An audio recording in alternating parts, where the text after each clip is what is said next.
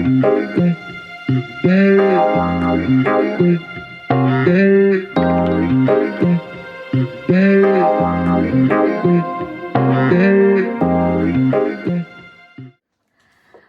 everybody, my name is Imanshi Badwani and I will be your host for today, and I welcome you all to UniBeans, a podcast where we talk about personal and professional development. Other than that, we talk about guiding students to become young professionals. So we have Miss Nancy Clark with us today. She is the director of the Vancouver School of Economics Career Center. So I welcome you, Miss Nancy Clark. How are you feeling? I'm very good today. Very good. It's Friday afternoon. So, yeah. I have a couple of questions before we start. And so this podcast talks about, again, as I mentioned, sort of young professionalism. We talk about how, as first and second years, should we start our journey. So we're going to talk about that, just to give you a brief. So my very first question is, what's the most common mistake you see people make in their job search? Oh, I would say absolutely the most common one is that students will come to me and say, I've made 100 applications and I haven't had any responses. Yeah. And I'll ask, so how many of those folks have you reached out to, or have you networked or connected with? And most of the time it's like, none. Ooh. And which of course in the world of looking for 22 years that I've been doing this, I would say for sure the biggest skill that you can pick up is the ability to look into, build your community, outreach and have conversations. Absolutely. Get curious before you make an application. Yes. So and also thinking that an application is going to get you the job, right? So, and your application doesn't. It gets you the interview. So it's much easier for a student who's maybe connected with somebody for their actual application to be looked at if they've made some type of connection. So getting curious is very important. Absolutely. Absolutely. Okay. And then the second question we have is, what skills do you think will be most valuable in the job market of the future? There's a few. Mm-hmm.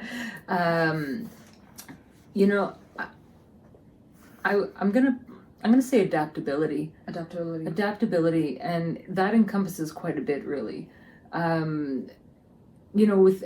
good example is AI and what that's doing right now in the world of work across many careers. Mm-hmm. And I would say whether you're building relationships, many organizations now, the majority of the students I'm working with are in hybrid work environments. And so being able to make a connection with somebody, whether it's in person, whether it's online, they're equally as important. And a lot of times people think, I'm just going to, I want to work in person full time. Most organizations in many parts of the world are not working exactly like that anymore. The hybrid system taking over? Hybrid is that, I would say certainly the students that I'm working with and in the world of business, and you see it even in research, you see groups coming together. Mm-hmm. But I would just say that being able to collaborate virtually, not just in person, that critical thinking and emotional intelligence.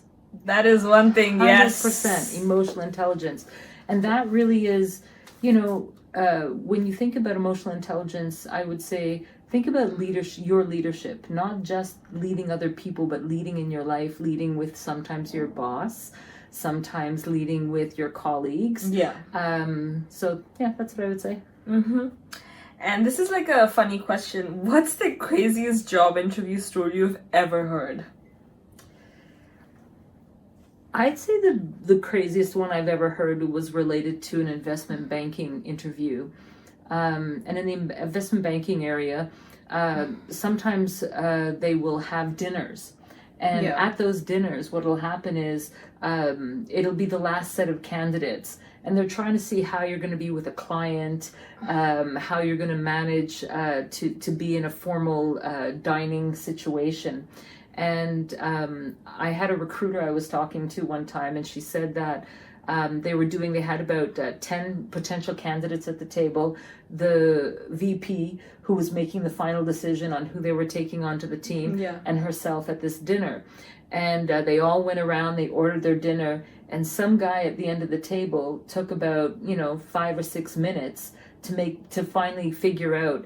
And she was called over, and he said, "What's going on?" Ooh. And when she said, "Oh, he's just trying to decide," he goes, "If it takes that long for somebody to decide on their dinner, they're not going to be part of our team. Get him to leave." And she said that exactly. And she was like, "Okay, we can't tell him to leave in the middle of the dinner." And he was like, "But I don't want him on the team." She's like, "We at least have to let him finish the dinner. We can't kick him out in the middle." And so they didn't end up by kicking him out, but only because she insisted that they didn't kick him out. So it's like you have to be prepared everywhere, even the dinner, even at the dinner. Wow. Okay, that's a good one. The next question is, this is a good. I actually want to know this. If you weren't in career services, what profession would you pursue? The difficult one. There's a couple. I think I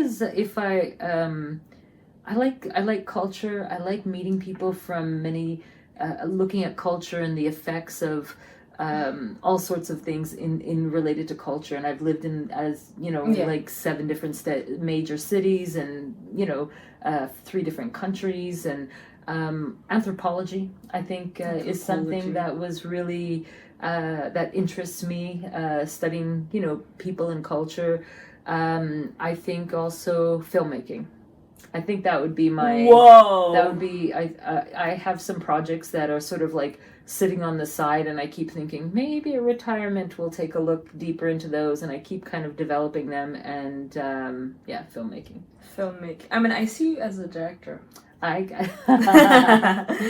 And the very last question is, if you could give one piece of career advice to your young self, what would it be?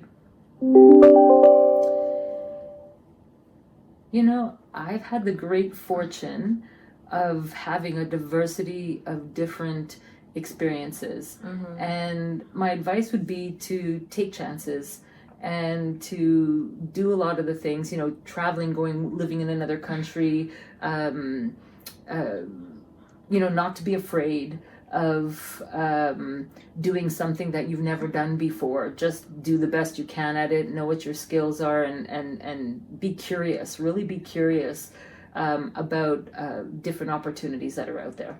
Yes, because as we say at the Career Center, this is a place that you want to make mistakes. So as we're at this age where we're very afraid to do things, so we should make mistakes and then we should be curious about them. Be okay with that. Yes, we'll be okay with that. Thank you so much, Nancy. That was all for the podcast today, and I hope you enjoyed it. My pleasure. Thank you, Manchi. Thank you. Bye. Bye.